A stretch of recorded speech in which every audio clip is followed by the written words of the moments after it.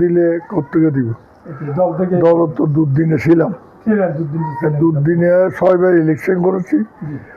2 বার ইলেকশনের পরেও সব কাউন্সিলর যারা করছিল উড্র করছে, আমি উড্র করিনি। আপনার মানে নির্বাচন করে ইনশাল্লাহ এবার দল থেকেই করার ইনশাল্লাহ।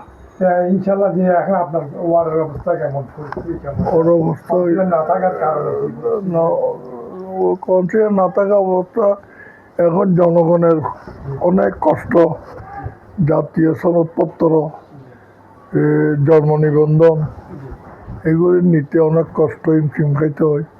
অনেক মানুষের থেকে দলিল নেই, আপনার খতিয়ান নাই, তাদের জন্য অনেক নির্যাতন হইতেছে।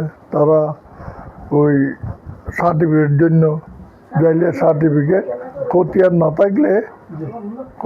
থাকলে সার্টিফিকেট দেয় না।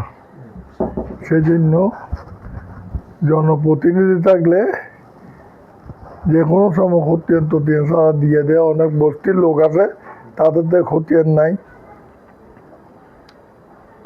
ভাড়া ঘরের জ্ঞানে তারা বস্তিবাসী, তাদের জন্য বেশি কষ্ট।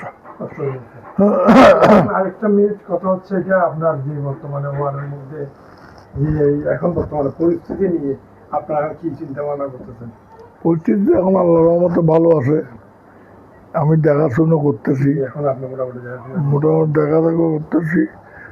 তো যদি কাউন্সিলর হইলে মানে একটু বেশি মানে জনগণের আরো খেসমত করতে পারতাম।